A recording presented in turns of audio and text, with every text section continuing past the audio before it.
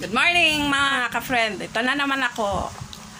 Welcome back to my channel. Yan, please subscribe. Melinda Legaspi.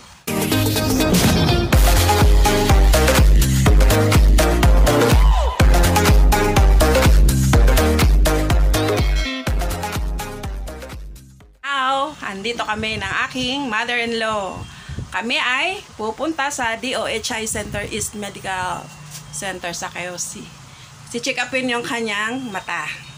Yan. See you mamaya. Guys, mga kaibigan, dito na kami sa labas. Naglalakad. Maghanap ng masakyan.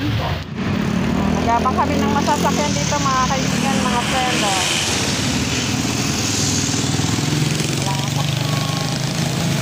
Hihira pa ang jeep dito sa ngayon.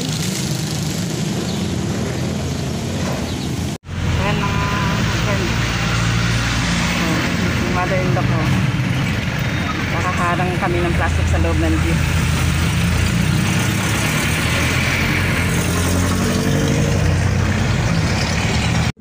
Yan mga ka-friend, nag-taxi kami.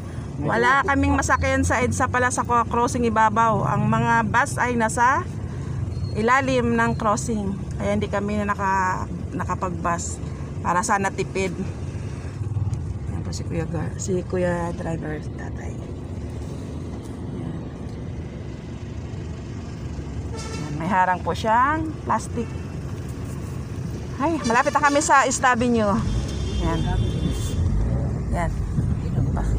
Hindi tuloy kami nakatipid ang pamasahe. Wala mo ka. Yan mga ka-friend, dito na kami sa DOHI Center. Yan, maglalakad na kami, punta kami dun sa clinic.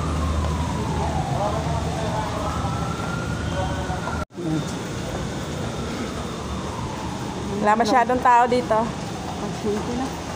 Kahit naman ako, kung tatanungan, pwede lang huwag pumunta sa mga ganitong lugar sa ngayon.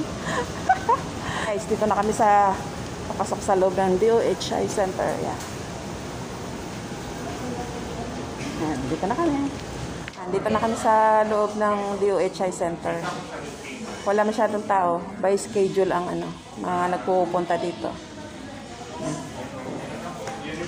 Ayun yung doktor na titingin kay Mama Anita. Yung naka-blue, yung lalaki.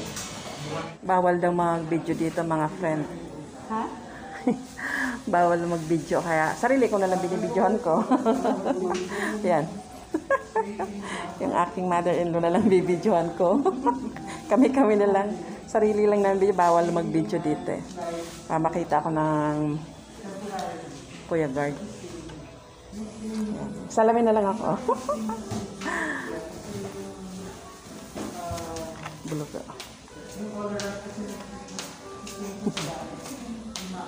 Maitim ang mata. Ma. Yan. Yan. Yung matang sa mata. Tapos na siyang operahan sa kanan. Malinaw na yung kanan niya. Ngayon, ang kaliwa naman na mata niya ang operahan. Yan. Libre dito kasi pag senior ka na, libre ng opera. Uwi na kami. Kasi kailangan pala bago ka magpa-opera dito, kailangan ma-swab test ka. Yun ang protocol ngayon ng DOHI Center. So, saka na kami mag-decide kung magpapa si mama, papa-opera. Yan. Uwi na kami guys. Yan na, dito kami.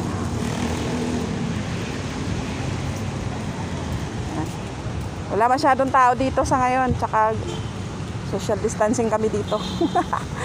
Hindi kami dumadaan doon sa harap mismo ng hospital. Dito lang kami.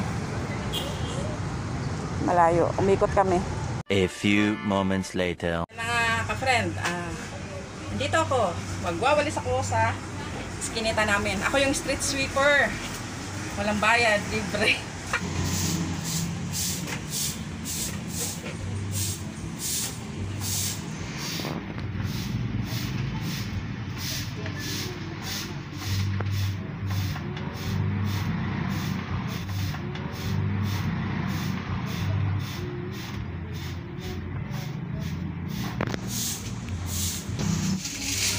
gabi, tatapon ko to. Mamayang gabi, tatapon. Kasi sa gabi ka lang pwede magtapon ng basura sa labas. Dito mo na siya. Mamaya kunin ko.